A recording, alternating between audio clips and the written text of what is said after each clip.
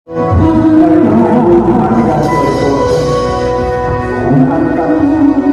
kita di hadapan Tuhan. Mari kita membuat pengakuan kita. Oh, satu-satunya terang yang menyinari hidup kita, yang memimpin jalan kita, yang menuntut langkah-langkah kita adalah Tuhan itu sendiri. Bahwa kita tidak akan pernah bisa berjalan tanpa tuntunan dari Tuhan. Kita akan tersesat kalau Dia tidak memimpin kita. Kita tidak akan tahu arah kalau Dia tidak menuntun kita. Dia terang sesungguhnya dalam hidup kita, dan sesungguhnya kita adalah miliknya. You're light of my life.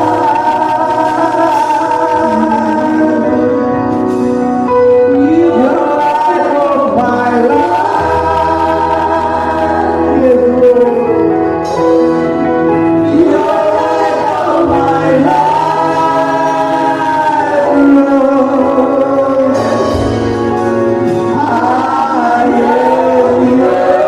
Kami milikmu ya Tuhan. Angkatlah terang.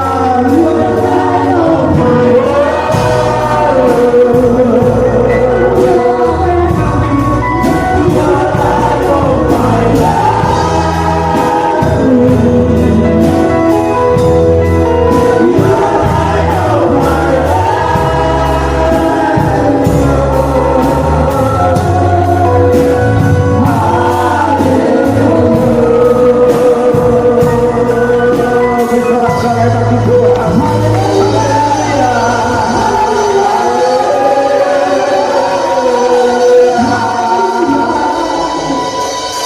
Engkaulah terang dalam hidup kami ya Tuhan.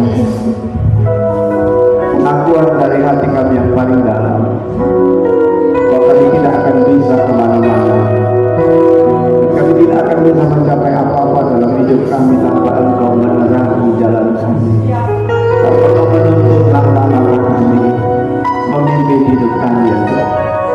Tentunya kami adalah milik-Mu. Kau bertaulah atas hidup kami. Karena itu pimpin kami, tuntun kami, arahkan kami, bawa kami Tuhan di dalam jalan, agar kami tidak menyimpang ke kanan atau ke kiri, agar kami tidak tersesat di tengah rimba dunia ini, agar kami senantiasa ada di dalam jalan, di dalam kehendak Tuhan. Karena itu kami perlu firman-Mu Tuhan. Firman-Mu adalah pelita bagi kaki kami dan terang bagi jalan kami. Firman-Mu lah yang memerdekakan kami yang terikat, melepaskan kami, membebaskan kami, bahkan memulihkan hidup kami. Berbicara lagi dengan kami lewat hamba-Mu ya Tuhan. Pakai hamba-Mu, urapi hamba-Mu Tuhan. Segala apa yang persiapkan, apa yang mempelajari, tidak akan pernah bisa ada artinya tanpa pengurapan daripada kuasa Roh Kudus. Karena itu urapi kami semua Tuhan. Urapi pemberitaan firman-Mu, agar lewat firman-Mu Tuhan kami diajar, lewat firman-Mu kami ditegur, lewat firman kami dikuatkan, lewat firman-Mu kami dipulihkan dan menemukan jalan Tuhan. Terima kasih Bapa. Berbicara karena kami siap mendengarkan. Di dalam nama Tuhan Yesus. Haleluya. Mari yang siap-siap belajar firman Tuhan, sama-sama katakan amin. Sekali lagi kemuliaan Tuhan. Haleluya. Shalom Bapak Ibu yang dikasihi oleh Tuhan. Selamat pagi menjelang siang. Apa kabar Bapak Ibu? Beberapa minggu yang lalu kita sudah belajar tentang mujizat. Ya, kita sudah belajar dari satu perikop di mana Tuhan berkata bahwa di kampungnya sendiri Yesus tidak bisa membuat banyak mujizat. Bukan Yesus tidak bisa, bukan Yesus tidak mampu, tapi Yesus tidak bisa melakukan lebih banyak mujizat. Kenapa? Karena mereka tidak percaya. Nah, kita sudah menggali apa sebab mereka tidak percaya. Karena tidak percaya itu adalah sikap hati yang muncul di permukaan, yang di dalamnya ada penyebabnya. Kita kemarin sudah menggali, masih ingat ada 4 hal kenapa mereka tidak percaya. Dan ketidakpercayaan itulah yang membuat mujizat tidak terjadi. Dan banyak orang percaya tidak pernah mengalami mujizat dalam hidupnya karena ketidakpercayaan. Tidak percaya bukan berarti saya tidak percaya Tuhan, tetapi ada beberapa hal. Masih ingat bagian yang pertama? Karena mereka merasa tahu, pengetahuan, sok tahu Yesus itu anaknya Maria sama Yusuf. Masa sih dia Tuhan? Kira-kira begitu. Sok tahu ini menimbulkan sikap apa? Meremehkan. Mereka meremehkan Yesus. Setelah itu karena mereka meremehkan, lalu mereka kecewa. Ya, kita sih berharap Mesias datang untuk membebaskan kita dari penjajahan bangsa Romawi. Ternyata Mesias itu anak tukang kayu. Ya, kecewa mereka. Akibat kecewa, mereka menolak Yesus. Penolakan itu akhirnya membuat mereka tidak dapat apa-apa. Nah, ini yang mesti diwaspadai untuk setiap kita. Kemarin kita ada baca di dalam refleksi bahwa mujizat itu bukan untuk membuktikan Tuhan, tetapi mujizat itu untuk apa? Untuk meneguhkan hubungan kita dengan Tuhan. Karena orang Kristen tidak pernah mengalami hal-hal spiritual supranatural dalam hidupnya, kekristenan akan menjadi datar. Kristen akan menjadi tidak menarik. Kristen sama aja dengan agama yang lain. Nah, hari ini kita akan melanjutkan dampak dalam kehidupan kekristenan. Ya, dampak dalam kehidupan kekristenan itu bisa saja terjadi orang Kristen pun mempersalahkan Tuhan. Halo, pernah mempersalahkan Tuhan? Tuhan, kenapa aku begini? Kenapa aku mempersalahkan Tuhan? Tuhan, kenapa aku begini?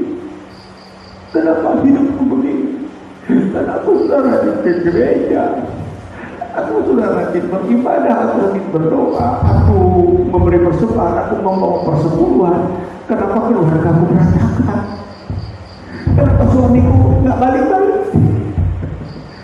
Kenapa anak-anakku seperti ini? Kenapa hidup ekonomiku begitu? Ada kecenderungan kita mempersalahkan Tuhan. Nah, kita akan mengupas banyak hari ini. Kenapa sih? Karena saya selalu ingin mengajak kita jangan hanya lihat apa yang ada di permukaan, tapi kita mau melihat akar persoalan. Kenapa sih orang itu akhirnya mempersalahkan Tuhan? Apa sebabnya? Nah, baik, kita akan belajar kebenaran firman Tuhan. Mari kita akan melihat terlebih dahulu Markus pasal 4 ayat 35 sampai dengan 40. Perikop Alkitab ini oleh Lembaga Alkitab Indonesia memberi judul Angin Ribut Diredakan. Ya, angin ribut diredakan.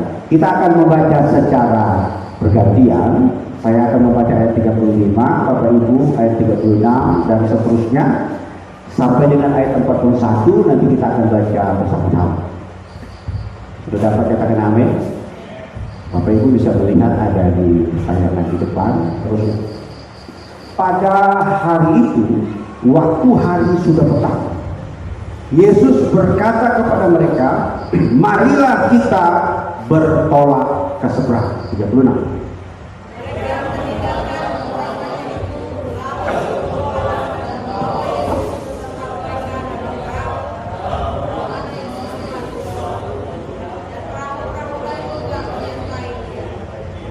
Lalu mengamuklah taufan yang sangat dahsyat, dan ombak menyembur masuk ke dalam perahu sehingga perahu itu mulai penuh dengan air. 38.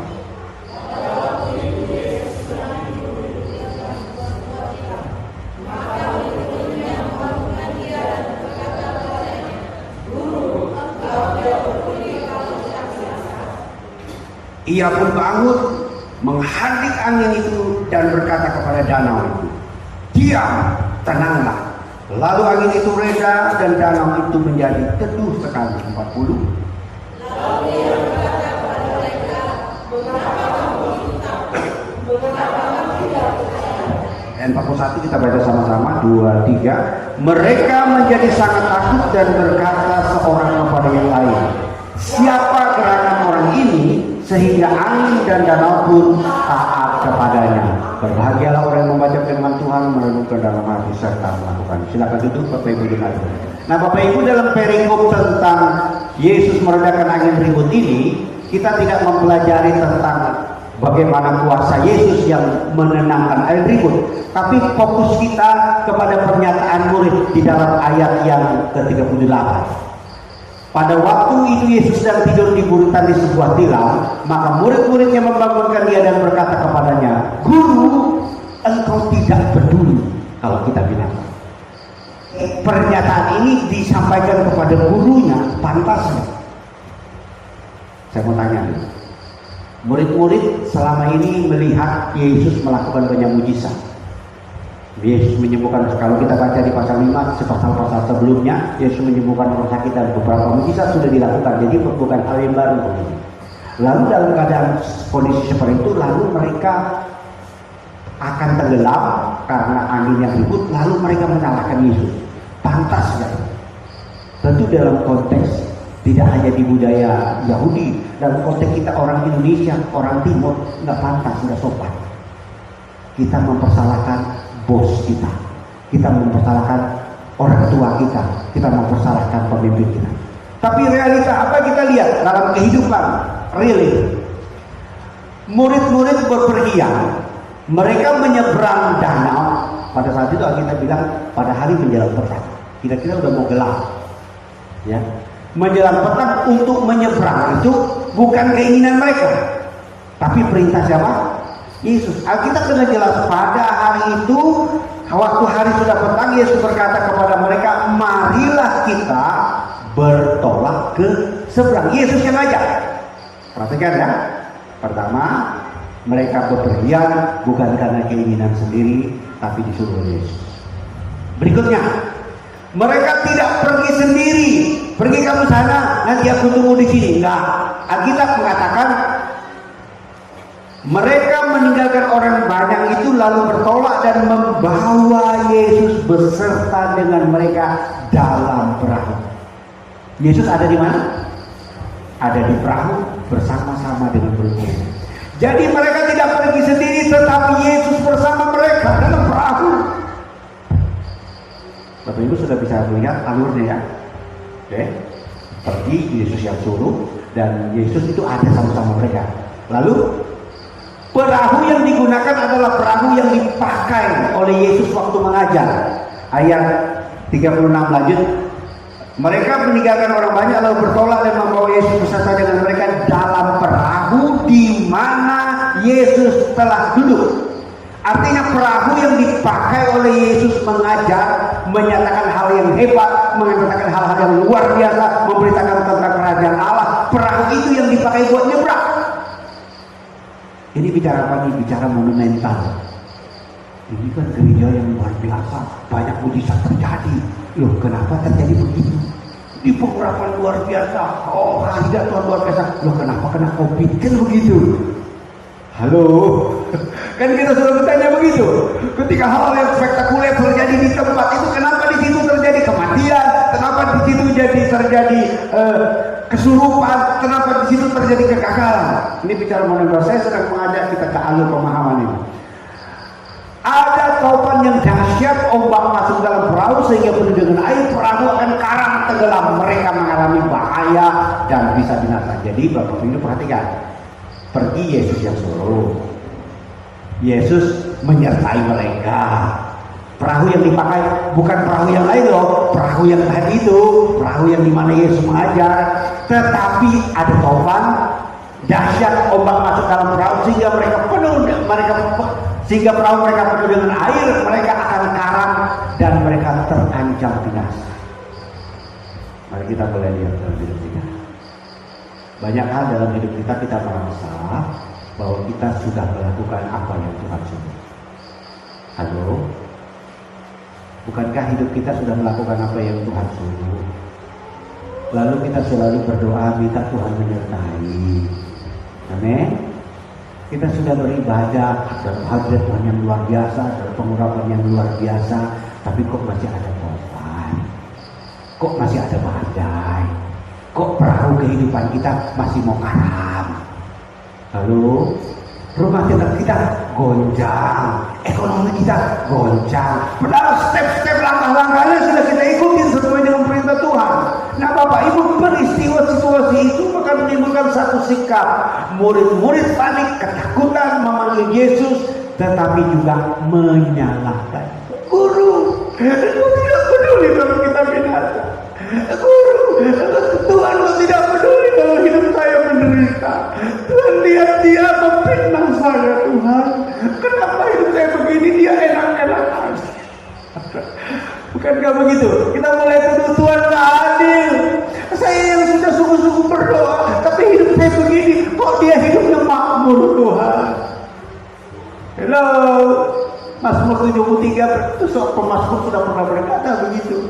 Kalau aku hidup lihat orang pasti gemuk mereka itu, sehat mereka itu, makmur mereka itu. Tapi kenapa aku yang hidup sungguh-sungguh kok begini? Ada kecenderungan kita menyalahkan Tuhan. Nah, Bapak Ibu, mari kita akan melihat step atau prosesnya kenapa sampai kita bisa mempersalahkan Tuhan seperti yang dialami murid-murid. Kita tidak akan keluar dari konteks perikop ini. Kita akan menggali apa yang ada di perikop ini secara sederhana. Mari kita akan lihat realita kehidupan ketika dalam menghadapi persoalan kehidupan, masalah ya. Tadi murid-murid menghadapi masalah tentang topan yang akan membuat perahu mereka tenggelam. Masalah yang kita hadapi mungkin berbeda. Kita menghadapi masalah rumah tangga. Rumah tangga kita mau karam. Rumah tangga ini bobos. Udah kemasukan air sudah banyak. Waduh, nyaris tenggelam. Semua orang SOS. SOS, tolong selamatkan ini. Sudah terjadi konflik yang berkepanjangan ya. Masalah rumah tangga. Masalah hubungan satu sama lain yang belum menikah tapi baru sedang PDKT. Bukan persekutuan Dayak Kalimantan Timur ya. Sedang lagi dekat-dekat sama seorang, ada keluar hubungannya. Lagunya apa? Putus nyambung ya, hubungannya bermasalah. Hubungan antara suami dengan istri, hubungan antara orang tua dengan anak, hubungan saudara dengan saudara, hubungan kerja, ada hubungan yang bermasalah. Nyaris karam. Masalah ekonomi yang semakin memburuk. Jadi pandemi COVID-19 ini paling sedikit berdampak ketiga. Pertama, berdampak secara kesehatan. Yang kedua, berdampak secara ekonomi. Yang ketiga, berdampak kepada sosial, masalah sosial. Banyak perusahaan-perusahaan saya baca di Amerika mengajukan filing.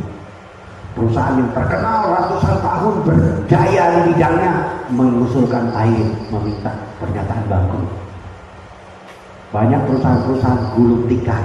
Saya percaya perusahaan itu bangunnya bukan di atas tikar sehingga harus digulung. Tapi istilah itu karena besar pasak daripada tiang. Modal terus keluar tetapi income menurun, maka lama-lama perusahaan akan bangkrut. Akibatnya berdampak apa? Ke karyawan. Banyak orang kehilangan pekerjaan, menimbulkan masalah sosial. Statistik di Indonesia menyebutkan dalam pandemi COVID-19 dari periode bulan Januari sampai dengan lebih tepatnya di mulai Maret sampai ke pertengahan tahun itu angka kemiskinan. Itu dampaknya. Nah, dalam kondisi-kondisi begini orang ada kecenderungan menyalahkan Tuhan. Masalah pekerjaan, masalah bisnis, masalah dalam pelayanan. Jangan kira di pelayanan gak ada masalah. Yang di orang sekuler bilang little to me, salary no up, itu bisa terjadi juga dalam pelayanan. Bapak Ibu ngerti bahasa Inggris itu bahasa Inggris dari kantor mana itu? Sedikit saya yang disuruh, tapi gaji nggak pernah naik. Itu kira-kira kalau di dunia kerja. Di pelayanan juga begitu. Kok saya lagi? Kok saya lagi yang nyusun kursi? Kok saya lagi yang nyam? Kok saya ini? Kadang-kadang orang di dalam pelayanan kadang-kadang juga merasa kok nggak ada yang bersimpati ya, nggak ada yang mau bantu-bantu, istighfar aja terus gitu. Halo, ini sekedar reminder saja bahwa ada orang-orang yang melakukan pekerjaan yang tidak pernah kita lihat dan secara kasat mata. Kadang-kadang bagi orang itu lama-lama bisa down juga kalau tidak ada apresiasi dari orang. Nah, itu bisa menimbulkan masalah dalam pelayanan dan sebagainya. Nah, kondisi ini ada kecenderungan kita menyalahkan Tuhan. Kalau saya katakan bahwa setiap orang itu tidak terlepas, tak cuma jemaat, hamba-hamba Tuhan juga bisa mempersalahkan Tuhan. Seorang suami yang ditinggal istri yang terkasih, dia bisa mempersalahkan Tuhan. Saya ingat dulu waktu kami kehilangan putri kembar kami, kehilangan putri yang pertama, si kembar pertama, saya menghibur istri saya. Udahlah, diserahkan. Biarlah itu menjadi kedaulatan Tuhan. Lalu kami sepakat berdoa untuk yang kedua itu supaya hidup. Tuhan izinkan kami merawat. Ternyata besoknya yang kedua juga meninggal. Oh, saya juga emosi. saya menganggap Tuhan itu PHP. Tahu PHP? Pemberi harapan palsu. Sudah punya 2 jagoan yang ganteng-ganteng ini, kalau punya satu lagi putri yang cantik pasti sempurna, betul ya? Wah, pasti senang. Sudah anak perempuan satu, Tuhan kalau yang satu nggak Tuhan izinkan, yang satu aja Tuhan izinkan untuk kami merawat. Ternyata diambil juga. Saya juga mulai mempersalahkan Tuhan. Sampai saya menemukan Mazmur 23. Ya, gadamu dan tongkatmu itu yang kedua. Wah, nggak enak itu dihibur sama gada sama tongkat. Tapi itulah pengalaman spiritual kita. Nah, persoalannya Bapak Ibu, kalau kenapa setiap orang bisa menyalahkan Tuhan? Nah, kita akan lebih fokus kepada pelajaran kita hari ini. Mempersalahkan Tuhan itu pasti ada sebabnya. Kalau Bapak Ibu baca secara keseluruhan ini, apa penyebabnya murid itu mempersalahkan Tuhan? Kata kuncinya itu ada di ayat 41. Kata kuncinya ada di ayat. Mereka menjadi sangat takut dan berkata seorang kepada yang lain, siapa gerangan orang ini sehingga angin dan danau pun taat kepadanya. Jadi jawaban kenapa mereka mempersalahkan Tuhan, karena mereka tidak mengenal Tuhan dengan benar. Ini persoalan Bapak Ibu. Tapi saya bilang persoalan, murid-murid itu olo-olo hari-hari dengan Yesus, makan dengan Yesus, tidur bersama-sama dengan Yesus, melayani dengan Yesus, melihat Yesus melakukan banyak mujizat, sehari-hari hidup bergaul dengan Yesus. Yesus mulai pelayanan selama 3,5 tahun, kurang lebih 3,5 tahun mereka bersama-sama dengan Yesus. Tetapi kenapa mereka nggak kenal Yesus? Sampai dalam ayat 41 berkata, siapa orang ini? Sampai angin, badai tunduk kepadanya. Artinya mereka nggak tahu siapa Yesus itu. Nah Bapak Ibu, ini yang mesti kita gali hari ini. Kita bisa mempersalahkan Tuhan dalam hidup kita kalau kita tidak mengenal Dia dengan benar. Kita bisa, contoh sederhana, kita bisa mempersalahkan orang yang dekat dengan kita juga karena kita tidak bisa mengenal Dia dengan benar. Halo, kalau saya belum terlalu kenal dengan Daniel, lalu kami ada sedikit miskomunikasi, gampang saja bagi saya untuk mempersalahkan. Iya, dan itu begitu. Karena apa? Karena saya belum terlalu mengenal Dia. Beda ketika saya mengenal Dia, ketika ada suatu kelompok Daniel di masalah. Kira begitu. Saya sudah tahu memang dia ada kebiasaan begini, ada seperti ini, karena saya mengenal Dia. Mengenal Tuhan itu begitu. Ketika Tuhan melakukan sesuatu yang di luar kemampuan kita untuk memahami, kita akan bisa bicara kedaulatan ada di tangan Tuhan. Amin. Saya ingin mengajak kita untuk melihat, mengintrospeksi dalam kehidupan kita dalam mengiring Tuhan. Karena saya mengatakan di atas tadi, ada kecenderungan siapapun bisa mempersalahkan Tuhan. Nanti kita akan lihat di refleksi bahwa mempersalahkan Tuhan itu kan bukan hanya ngomong dari mulut, ada sikap hati kita. Apa penyebab orang tidak mengenal Tuhan dengan benar? Mari kita lihat yang pertama, kenapa orang tidak mengenal Tuhan dengan benar. Mengabaikan. Itu ada di ayat yang ke-38. Pada waktu itu Yesus sedang tidur di buritan di sebuah tilam. Bahasa sekarangnya Yesus dicuekin. Kalau kami jalan, saya sama istri saya bawa mobil, jalan jauh lah, ambil ke Samarinda atau ke Balikpapan, dan rumah ke gereja saja, kurang lebih 1 jam perjalanan. Lalu istri saya bilang, ngantuk kok mesti tidur ya? Sebenarnya sih nggak masalah sih dia tidur, tapi bagi saya yang nyetir sendiri ini rasanya kok nggak enak. Kayak saya ini seorang diri saja di tengah kendaraan ini. Apa saya lakukan? Saya ajak dia cerita, saya ajak dia bilang ngantuk, saya ajak dia tidur nggak dia? Enggak tidur. Karena apa? Dia dilibatkan, diajak berdiskusi, diajak bicara, diajak mengeluarkan pendapat. Yesus tidur itu karena nggak ada yang mau ngobrol sama dia. Semua sibuk dengan dirinya sendiri. Halo, berapa banyak kita mau ajak Tuhan ngobrol? bikin daging. Yang lain bagaimana? Yesus kalau kita baca misalnya saya baca di dalam ayat yang ke Markus pasal 4 ayat yang ke-34 di atas perikop dikatakan begini. Dan tanpa perumpamaan ia tidak berkata-kata kepada mereka itu kepada orang banyak. Tetapi kepada murid-muridnya ia menguraikan segala sesuatu secara tersendiri. Yesus mengajar banyak sekali dengan perumpamaan. Kadang-kadang orang nggak paham. Bahkan bukan hanya orang banyak nggak paham, murid pun bisa nggak paham. Bapak Ibu, nggak ada kok satu murid mau nanya apa maksud tadi guru ngomong itu apa. Diskusi sama Yesus.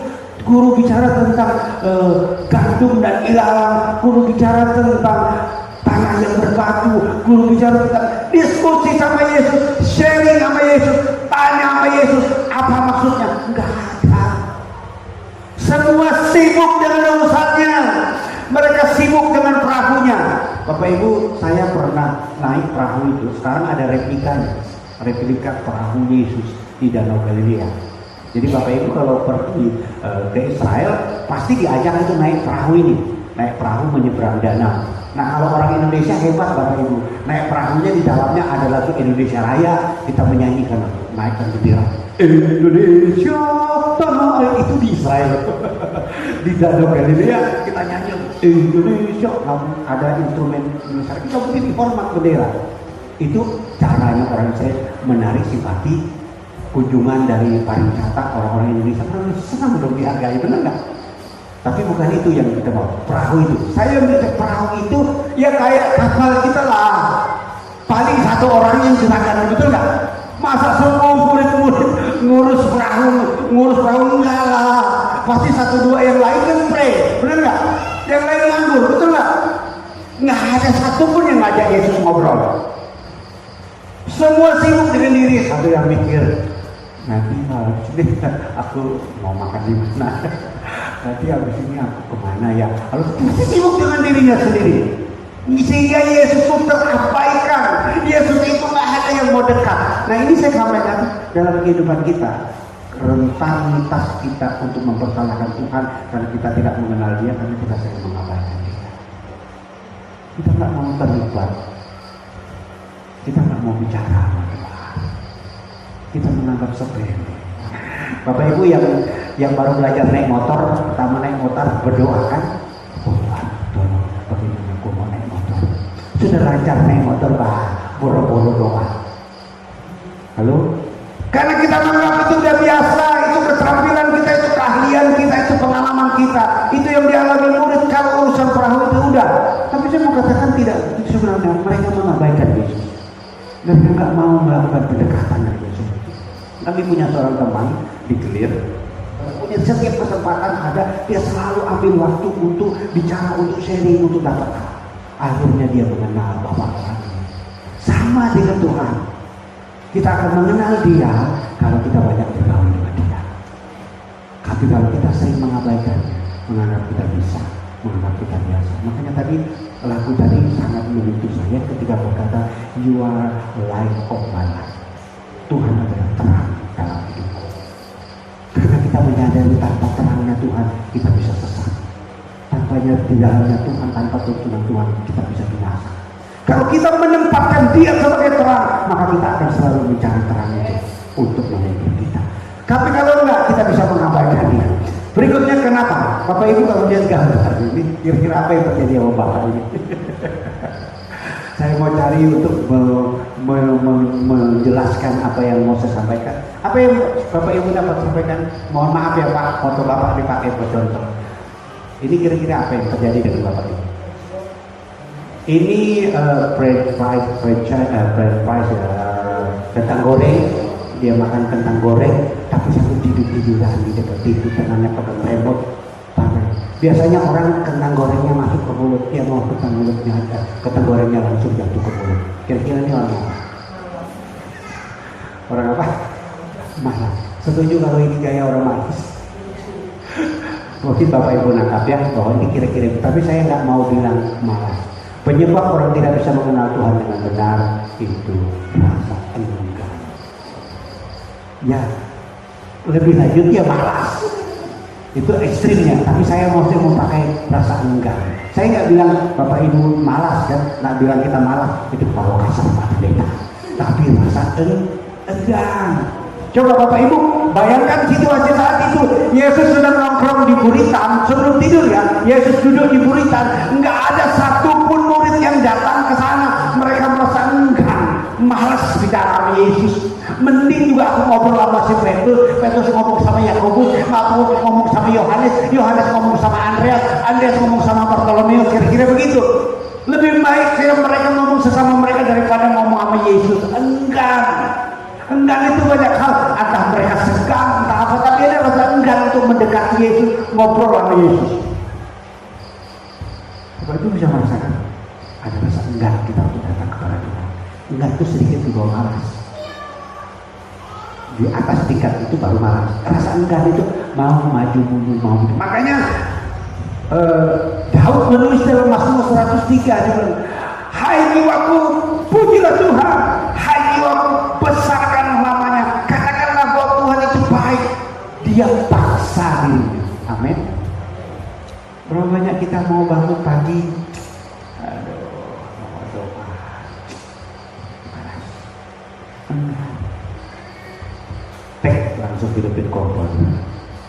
Begitu hidupin kompor, langsung masuk aktivitas. Lupa satu hari itu belum tetap duduk di kaki Tuhan. Halo, untung di sini ada. Amin. Tapi itu ada di sana sini loh. Saya gak nyindir. Keengganan kita untuk datang kepada Tuhan itu kan banyak hal. Salah satunya karena kita punya rutinitas kesibukan kita. Makanya sebelum bangun dari tempat tidur, kalau Bapak Ibu nggak punya ruang khusus untuk belajar firman Tuhan di tempat tidur, itulah mulai masuk dalam persekutuan dengan Tuhan. Karena kalau sudah sibuk dengan urusan, saya bukan bilang dijamin, jarang kita punya duduk lagi untuk memulai. Nah Bapak Ibu, rasa enggan yang dimiliki oleh para murid membuat mereka tidak bisa memahami Yesus, tidak bisa mengerti Yesus, dan ini terjadi kepada kita, jangankan kepada jemaat, kalau hamba Tuhan sendiri enggan untuk bersekutu dengan Tuhan, segan, malas untuk bersekutu dengan Tuhan, kita tidak akan pernah mengenal Tuhan. Jadi mari kita melihat diri kita, jangan sampai suatu saat muncul kata-kata mempersalahkan Tuhan, muncul sikap dalam kita mempersalahkan Tuhan, karena ini yang pertama tadi kita mengabaikan, yang kedua kita enggan membangun. Makanya Allah bilang, bangunlah dirimu di atas dasar iman yang kuat, berdoalah di dalam roh. Supaya apa? Supaya kita senantiasa berapi-api, supaya kita lebih nyala-nyala dalam Tuhan. Tapi kalau enggak, Yesus sendiri bilang, roh memang terus, tetapi daging lemah. Lalu kita pakai itu senjata, ya Pak, roh memang terus, tetapi daging lemah. Berarti kita sedang memanjakan daging. Halo, hari ini mari setiap kita memulai mengalahkan rasa enggan kita, mengalahkan keengganan kita untuk mengenal Tuhan lebih jauh, rasa keengganan kita untuk berdoa, untuk bersekutu, untuk memuji dan menyembah Tuhan. Karena kalau tidak, itu akan membuat kita tidak bisa mengenal Dia. Berikutnya Bapak Ibu, kenapa orang tidak bisa mengenal Tuhan dengan benar? Yang ketiga, asumsi negatif. Asumsi negatif di dalam ayat yang ke-38 tadi, Guru, Engkau tidak peduli kita binasa. Dalam kata lain, mereka menuduh Yesus tidak peduli. Tuhan aja disalah mengertikan, Tuhan aja dituduh. Lalu ketika mengalami persoalan, kita berasumsi negatif. Kenapa? Karena iblis suka tipu kita.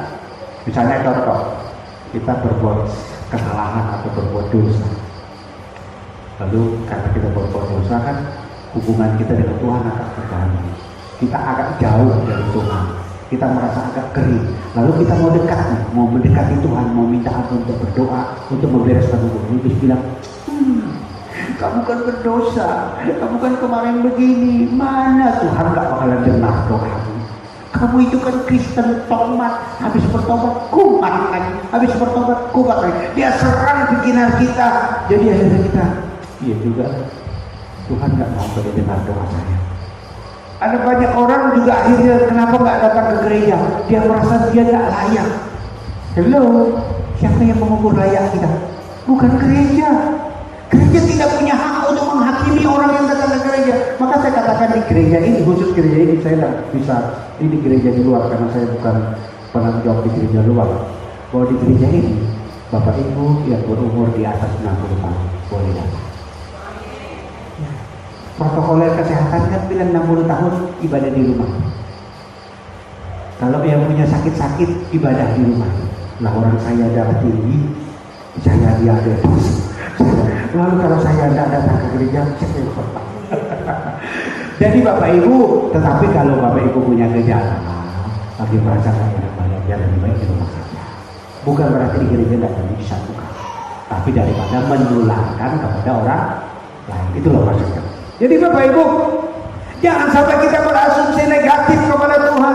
Kita berpikir bahwa Tuhan itu jahat, bahwa Tuhan itu jauh, bahwa Tuhan itu tidak mendengar doa, bahwa Tuhan itu tidak peduli. Akibatnya kita tidak mau mendekat kepada Dia. Ini jebakan-jebakan iblis yang masuk dalam pikiran kita. Berasumsi, asumsi negatif. Nah ini seringkali terjadi dalam kehidupan kita dalam hubungan satu sama lain. Suami dan istri terjadi konflik kan seringkali karena asumsi. Istri berasumsi suaminya lagi nggak benar. Suami berasumsi istrinya lagi nggak benar.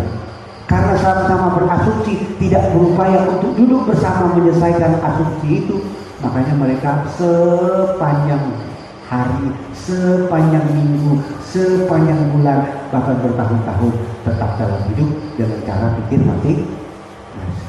Siapa yang merugi? Siapa yang untung? Iblis, tepuk tangan. Mantap lah, rasain loh. Sebentar lagi juga karam untuk rumah tangga.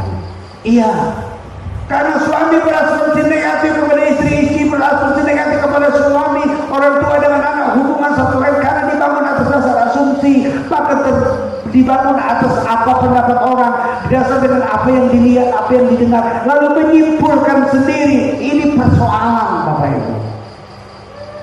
Saya mau agak dalam di sini karena banyak masalah itu timbul dari sini.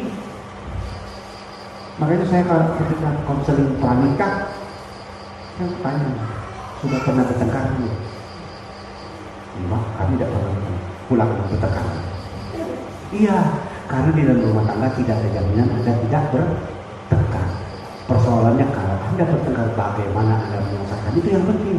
Tapi kalau nggak pernah bertengkar, semuanya baik. Itu namanya pacaran itu. Sayang, kakinya keinjak ini ya. Oh, dibalikin kakinya. Besok-besok masa ya. Itu aja datang. Waktu tunggu istri, tunggu pacarnya. Sebentar ya sayang, aku lagi mandi dulu. Iya, aku tunggu.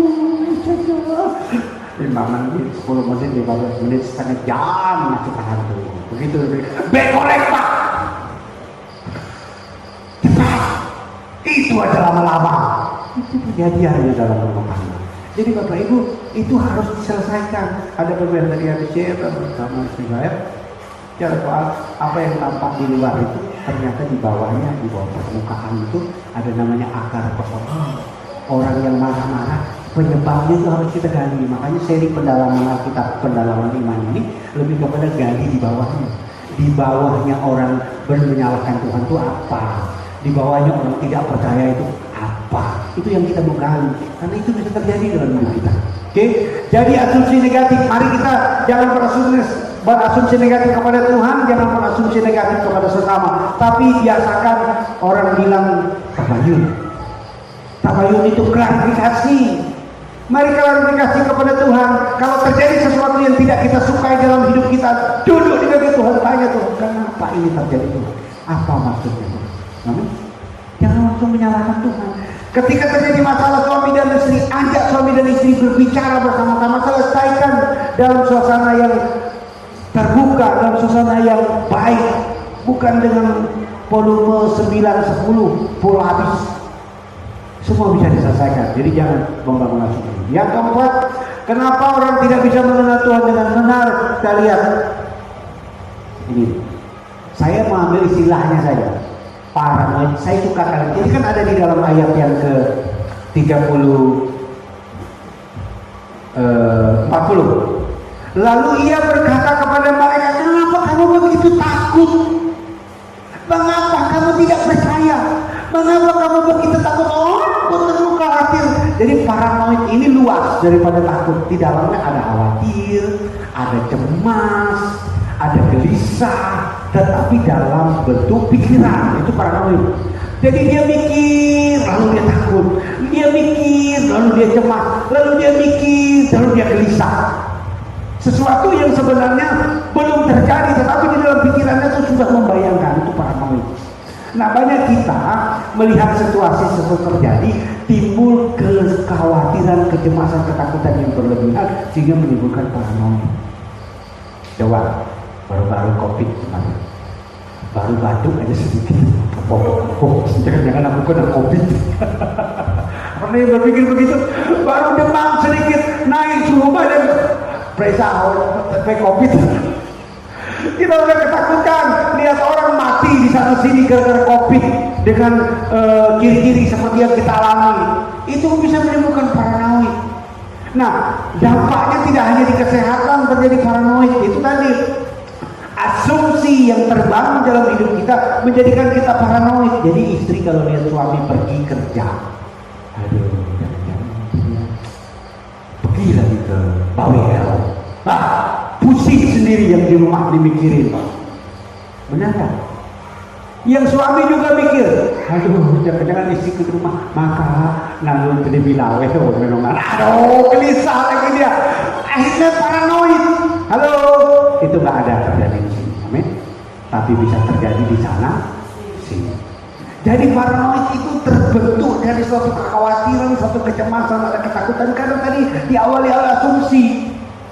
Karena suatu pikiran. Jadi ketika dia melihat ekonomi yang ambruk seperti ini turun dalam beberapa dikit, lalu dia melihat paranoid, kalau bagaimana dengan hidup saya? Kan kanan, awet dia iri rekam, semua ini bawang mengke, harga kebutuhan pokok semuanya meningkat, semuanya naik, tetapi pendapatan tidak meningkat. Ibu, kami di rumah sekarang, dulu saya bayar paket itu, beli paket itu sekitar 150.000 itu ya. Saya sekitar stok itu sekitar 20 giga itu aman. Walaupun sekarang hampir tiap hari itu ada Zoom itu, ada capek. Ya pagi, siang, sore, malam, pokoknya Zoom. Lalu kalau anak-anak punya kebutuhan sekolah, banyak hal yang akhirnya menimbulkan kita menjadi paranoid. Makanya Tuhan berkata, janganlah gelisah, janganlah takut, janganlah cemas, janganlah khawatir. Apa? Perhatikan burung-burung di udara yang tidak menabur, tetapi Tuhan kasih makan. Perhatikan bunga bakung yang di lembah yang tidak pernah menanam, tidak pernah meminta, tapi Tuhan dandani dengan warna yang indah. Mengapa kamu khawatir? Mengapa kamu cemas? Mengapa kamu takut? Mengapa kamu paranoid? Halo? Hai? Masih ada orangnya? Tuhan tidak mau kita punya kekhawatiran kecemasan. Beberapa waktu lalu kita sudah bicara menang atas dalam pertempuran pikiran. Karena kalau pikiran kita dikuasai oleh dunia, kita bahaya. Jadi termasuk di dalam kekhawatiran kita. Dan terakhir Bapak Ibu, kenapa orang tidak bisa mengenal Tuhan dengan benar? Karena akhirnya tidak percaya. Jadi tidak percaya itu juga ada stepnya. Yesus bilang, kenapa kamu tidak percaya? Kenapa kamu tidak percaya bahwa aku ada di dalam perahu ini? Aku berkuasa atas segala hal. Aku mampu melindungi kamu. Kenapa kamu tidak percaya bahwa Tuhan bisa memulihkan rumah tanggamu? Kenapa kamu tidak percaya bahwa Tuhan mampu mencukupi kebutuhanmu? Kenapa kamu tidak percaya bahwa Tuhan mampu menyembuhkan penyakitmu? Ini yang dipertanyakan Tuhan kepada kita. Jadi kalau kita tidak percaya, maka ada kecenderungan kita menyalahkan Tuhan. Jadi Bapak Ibu, ada 5 hal tadi yang kita mesti belajar. Nah sekarang kita mau lihat refleksi. Setiap orang itu artinya siapa saja. Jadi bukan hanya jemaat, tetapi kami hamba Tuhan juga bisa ada kemungkinan menyalahkan Tuhan ketika kami sedang jatuh. Karena kalau lagi semua segala baik, kita mau sebab Tuhan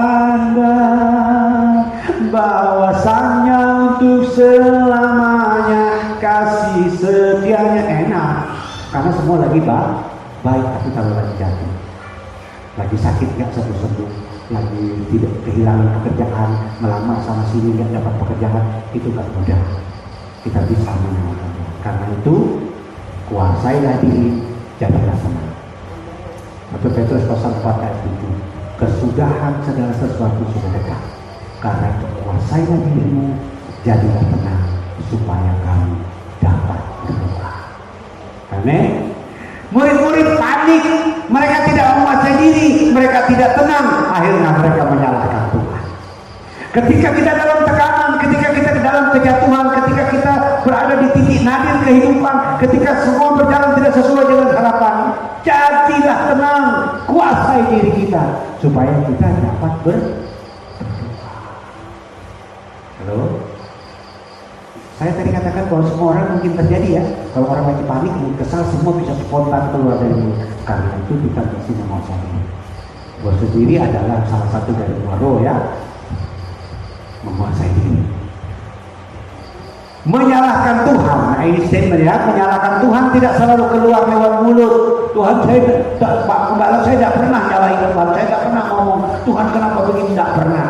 Tetapi juga dalam pikiran, di dalam hati, lewat sikap yang memberontak. Lihat ini, sikap yang memberontak inilah yang menunjukkan bahwa kita sedang menyalahkan Tuhan. Apa sikap yang memberontak? Yuk kita beribadah. Apa gunanya beribadah? Alhamdulillah. Bodoh tetap semua. Itu kan dampak dari sebenarnya dia menyalahkan Tuhan. Tuhan tak bereskan persoalan, Tuhan tak selesaikan masalahnya. Dia salahkan Tuhan. Jadi sikapnya, dia nggak keluar dari mulutnya, tapi sikapnya malas. Tadi rasa enggan untuk datang kepada Tuhan. Mari kita cermati Bapak ini. Mari kita cermati. Dan kalau tidak, ini bisa membahayakan kita. Oke. Berikutnya itu harus kita kalahkan ya, harus kita kalahkan. Bangun hubungan interaksi yang terus-menerus dengan Tuhan untuk mengenal Dia dan kehendaknya. Saya menggunakan kata hubungan interaksi, interaktif. Itu bicara hubungan dua arah. Berapa banyak selama ini kita datang kepada Tuhan, tapi hubungan satu arah. Doa itu ada orang yang menjelaskan bahwa doa itu adalah dialog orang percaya dengan Allah. Dialog itu dua arah. Berapa banyak kita berdoa itu kita hanya ngomong aja sama Tuhan, panjang lebar dari A sampai Z kita ngomong terus, semua daftarnya ada, kita bicara, tapi tidak pernah mau tahu Tuhan itu maunya apa. Itulah hubungan satu arah. Tapi kalau kita membangun hubungan interaksi, interaktif, kita berdoa kepada Tuhan, ada waktunya. Saya kadang-kadang berdoa itu suka speechless gitu ya, suka kehabisan kata. Walaupun saya punya pokok doa, saya suka kehabisan kata. Karena waktu saya berdoa tiba-tiba pak, Tuhan ngomong sesuatu, saya coba diam.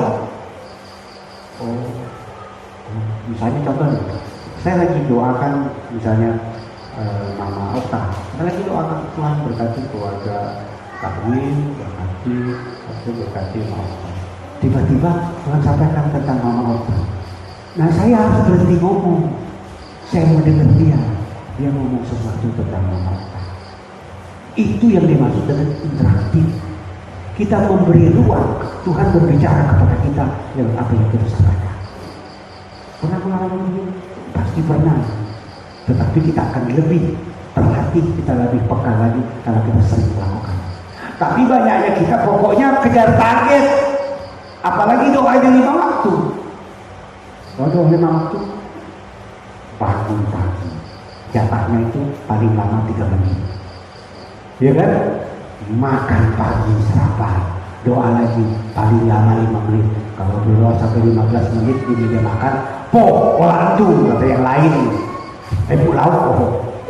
Terus makan siang, makan malam, terakhir mau tidur itu berdoa 5 waktu. Yang kedua berdoa begini, nggak dapat apa-apa hubungan kita sama Tuhan, nggak dapat. Baru kita baru Tuhan mau bicara kepada kita bilang amin, langsung doa pergi. Itu coba bapak ibu ngomong sama anaknya. Anaknya datang. Nah, boleh buku. Begitu. Nanti berapa? Pentol. Begini, sudah dapat uang pentol. Kata lagi, puncak. Begini, kapan mamanya bisa ngomong sama anaknya ini? Sepatu waktu siap, boleh baju. Pokoknya datang hanya minta. Halo, itu anak-anak. Memang kita ini masih anak-anak sama Tuhan. Datang cuma minta ke Tuhan, berkati aku, Tuhan, lindungi aku, Tuhan, jaga aku, Tuhan, pimpin kakakku. Diri Tuhan mau pegang tangan kita. Pote, apakan lesin, pote kita lesan. Saya mau berdiri, Tuhan jangan bawa aku, karena kan seringnya begitu. Kenapa kita buru-buru? Karena kita nggak pengen Tuhan mimpin kita. Karena kalau Tuhan mimpin kita, kadang-kadang Tuhan bawa kita ke jalan yang kita nggak suka. Halo, pernah merasa kalau kita intim dengan Tuhan, kadang-kadang tadi kita ngobrol, kita bicara potensi, kadang-kadang kita punya potensi yang banyak. Tapi kenapa kita nggak menonjol? Karena kita nggak mau kayak orang itu jual diri gimana gitu loh. Pokoknya di mana kita ini begini. Kan orang di dunia itu kan begitu. Dia tampil apa begitu. Nah kadang-kadang kita ini terganggu dengan yang begitu. Sehingga akhirnya kita, kalau orang tanya kita, baru kita jawab. Akhirnya kan kita nggak terlihat, tak muncul di permukaan. Nah kalau kita kedekatan dengan Tuhan, kadang-kadang kita ngerem kan. Pengen tiba-tiba, jangan-jangan. Ya, saya punya pengalaman, saya mengikuti beberapa tes yang lain di luar pelayanan ini. Pernah menjadi calon anggota KPU, pernah mau jadi calon anggota DPRD, jadi caleg, nggak lolos tuh. Saya pernah, Tuhan nggak mau. Kalau saya sampai jadi anggota DPRD, kacau hidup saya. Halo, saya nggak bilang Bapak Ibu loh. Bisa saja saya kata waktu itu saya belum siap bisa masuk dalam ritme. Kalau saya menjadi tahun 2004, 2008 saya menjadi calon anggota kacau betul KPU sampai dibakar. Kalau saya menjadi salah satu anggota KPU, bisa saja saya terlibat. Itu bentuk perlindungan Tuhan. Kalau kita sudah mengerti, kita bersyukur kan. Tapi waktu kita belum mengerti, kita bisa ngomel. Saya pernah posting tentang tukang tahu. Tukang tahu yang biasa jualan tahu, satu hari tahunya itu blok jatuh, dia terpeleset di sawah menuju pasar untuk dia jualan. Bukannya dapat untung tapi buntung. Padahal setiap hari dia sudah berdoa, tahunya selalu laris jualannya. Tapi hari itu dia terpeleset jatuh, dia buntung, akhirnya boro-boro bisa jualan tahu uli. Tahunya rusak, nggak bisa dijual. Siapa mau beli? Tahu penuh lumpur. Akhirnya dia ngomel pulang. Belum sampai setengah jam dia sampai di rumah. Dia dapat berita bahwa angkot yang dia pompa biasa pelangganan dia waktu itu masuk jurang, semuanya tewas, penumpang memanah. Bukankah itu perlindungan Tuhan atas dia? Tapi karena dia nggak tahu, dia ngomel, dia rugi. Kadang-kadang kita tidak mengalami kerugian dengan masalah kita ngomel sama Tuhan. Jadi Bapak Ibu, bangun hubungan yang interaktif, interaksi yang terus-menerus untuk mengenal. Jadi tujuan kita berhubungan dengan Tuhan bukan untuk berkatnya, bukan untuk mujizatnya, tapi untuk mengenal Dia dan kehendaknya. Bukan sebagai rutinitas, itu tadi bukan sebagai karena kita orang Kristen mesti berdoa, doa 5 waktu. Kita mesti pergi gereja setiap minggu, bukan sebagai suatu rutinitas. Amin. Sehingga kita lagu kita, ajari aku mengerti perasaanmu, mengerti detak jantungmu.